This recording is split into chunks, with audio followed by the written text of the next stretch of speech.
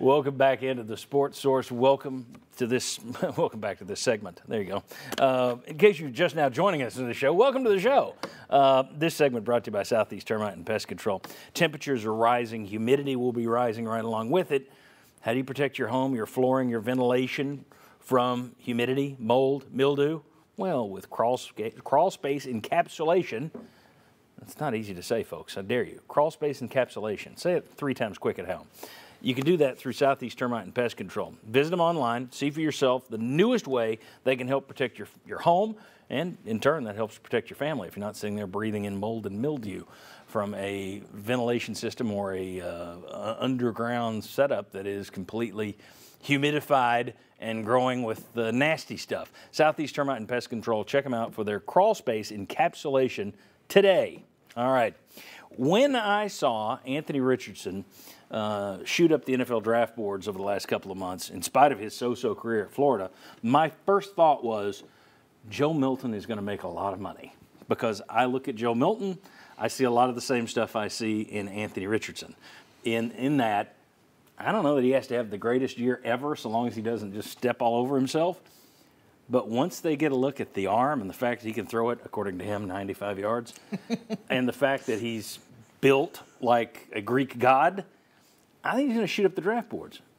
But I started looking at numbers, and now I'm wondering about that. So before we show the numbers, I'm going to put you on the spot and say, is it a good comparison, Milton, Richardson? Do you think he's going to shoot up the pro charts the same way Richardson did last year once people get a look at him in the combine settings? I do. I think there's plenty of questions about Joe Milton. I think you look back at what he did at Michigan, the things that got him benched in 21. I think there's a lot of fair questions about that.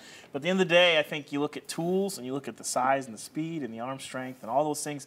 Like, it's not hard for me to see a lot of NFL teams watching him and going, well, I can fix all the bad stuff, and I can inherit all these things that just are not out there. There aren't a lot of guys with that kind of size and speed and arm strength, and it's too tantalizing. People can't keep their hands off.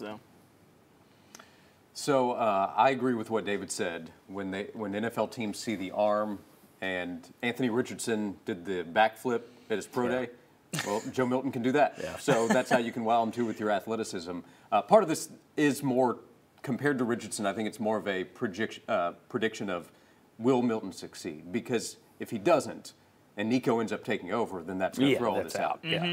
But if he is successful enough, talking about Milton, his physical tools, I think, will cause NFL teams to say, hey, maybe questions I had at the start of this draft process, I need to reevaluate. Well, I mean, look at Florida's record last year. So, I mean, if Milton leads Tennessee to an 8-4 record this year, while that would disappoint Vol fans, I don't think that would undercut his pro prospects. Now, again, if it goes completely sideways and he's benched, you're right. There's no chance then. But I would also add the way we heard that NFL teams wanted to see Milton. We talked about that on the show last Sunday. Last week, yeah.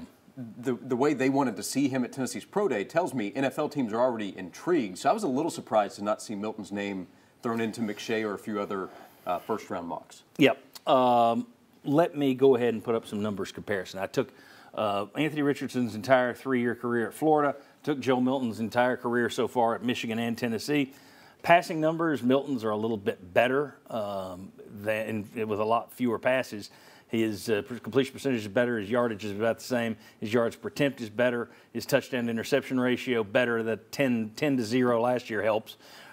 The difference is in the run game, and he doesn't look like a comfortable runner. He doesn't look to me. He's a good runner, I think. He's not a smooth, clean runner. He's not as slippery as Hendon Hooker, and he doesn't look like a guy who wants to run, to me.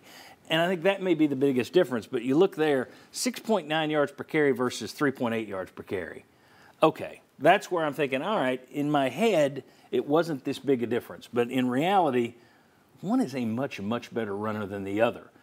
I wonder if Milton couldn't help his draft stock next year by doing more of the stuff he appears not to love, and that is the running thing. Because that, to me, is what stands out. Passing, I think Milton's just where Richardson was already.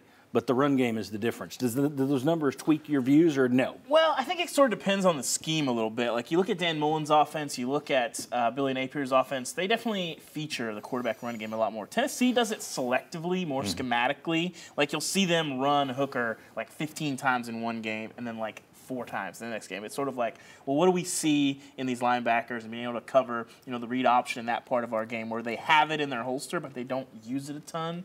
So, I think it'll just depend. I think you're right. It didn't seem like he's a guy that loves running, but certainly when he gets to the open field again, he probably doesn't have the top end speed of Anthony Richardson, where Anthony Richardson is casually ripping off 70, 80-yard runs. Where you're just I can't believe this is real.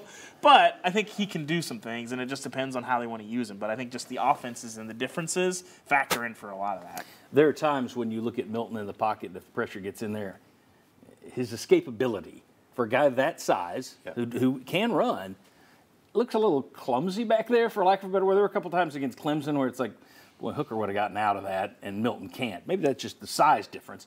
But that escapability may be something that draws a red line between him and Richardson next year. Richardson has shown more natural playmaking ability as a runner. Milton had the long run against Pitt in 2021. So straight line speed, good enough size to where short yardage, need to pick up a few yards, you can do that.